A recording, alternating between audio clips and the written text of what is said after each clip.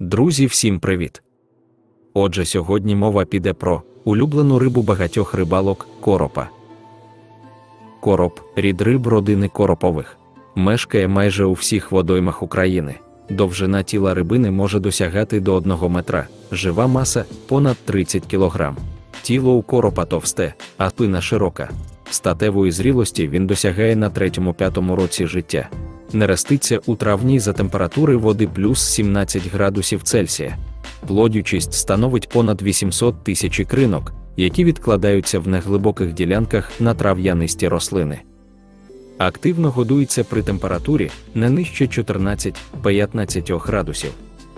При такій температурі води в деяких водоймах навесні, до ікрометання, спостерігається короткочасний інтенсивний жор коропа, але в більшості водойм він залишається непоміченим. Зазвичай мальки живляться інфузоріями, дрібними ракоподібними, згодом личинками комах, червами, молюсками, рідко рослинами. Натомість дорослі особини є всеїдними. Короб любить глибокі ділянки водойм зі слабким перебігом або взагалі стоячою водою та мулистим дном.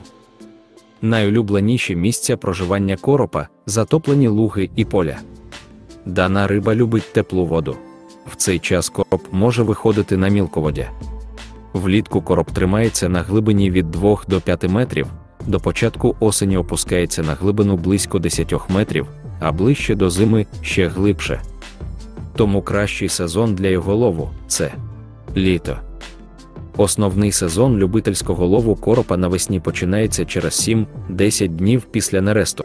Найбільш успішною ловля коропа буває в теплі місяці при температурі води 18-26 градусів.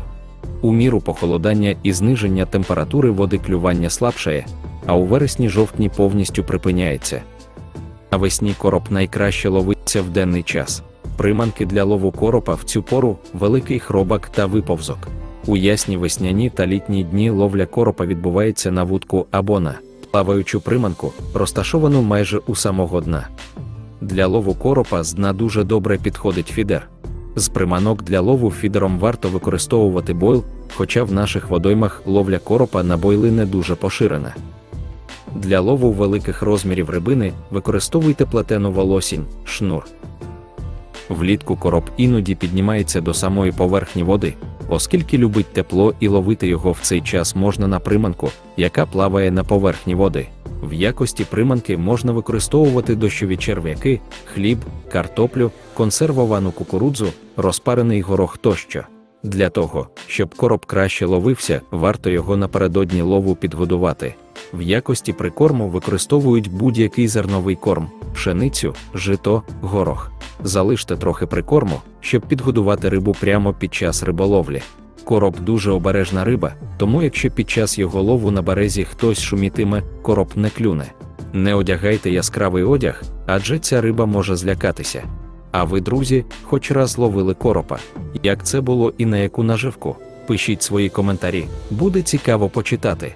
Також пишіть, про яку наступну рибу ви би хотіли дізнатися більше цікавої інформації, і я зроблю для вас наступне відео. До зустрічі!